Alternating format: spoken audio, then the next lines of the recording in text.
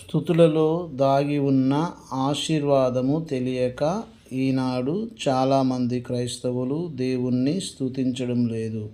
మన పితరులు ప్రతినిత్యము దేవుణ్ణి స్తుతించి దేవుడిచ్చే రక్షణ, స్వస్థత, అభివృద్ధి, విడుదల, ఆశీర్వాదము పొందుకున్నారు.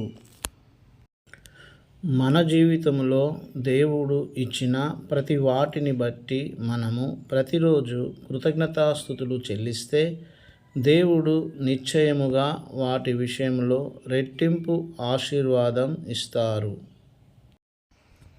కావున మనము కూడా మన జీవితంలో దేవుడిచ్చిన ప్రతి వాటిని బట్టి కృతజ్ఞతాస్తుతులు చెల్లించి దేవుడిచ్చే రెట్టింపు ఆశీర్వాదం పొందుకుందాము. శూన్యములో సమస్తమును సృష్టించిన సృష్టికర్త అయిన దేవా, మీకు స్తోత్రములు స్తోత్రములు. నిరాకారమునకు ఆకారము కలగజేసిన సృష్టికర్త అయిన దేవా, మీకు స్తోత్రములు స్తోత్రములు. నోటి మాట చేత భూమిని,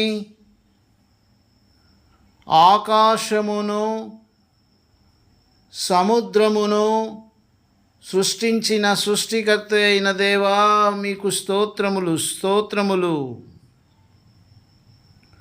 నోటి మాట చేత సూర్యుని, చంద్రుని, నక్షత్రములను సృష్టించిన సృష్టికర్త అయిన దేవా, మీకు స్తోత్రములు స్తోత్రములు.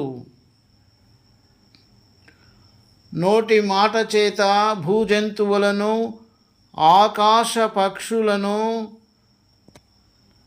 సముద్ర మత్స్యములను సృష్టించిన సృష్టికర్త అయిన దేవా, మీకు స్తోత్రములు స్తోత్రములు.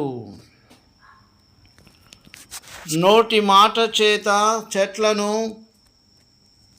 వృక్షములను సృష్టించిన సృష్టికర్త అయిన దేవా, మీకు స్తోత్రములు స్తోత్రములు.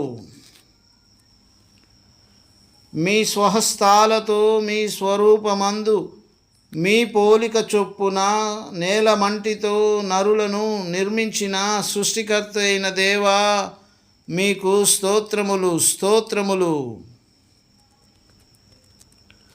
రాజాధిరాజా, ప్రభువులకు ప్రభువా, దేవాది దేవా, మీకు స్తోత్రములు స్తోత్రములు.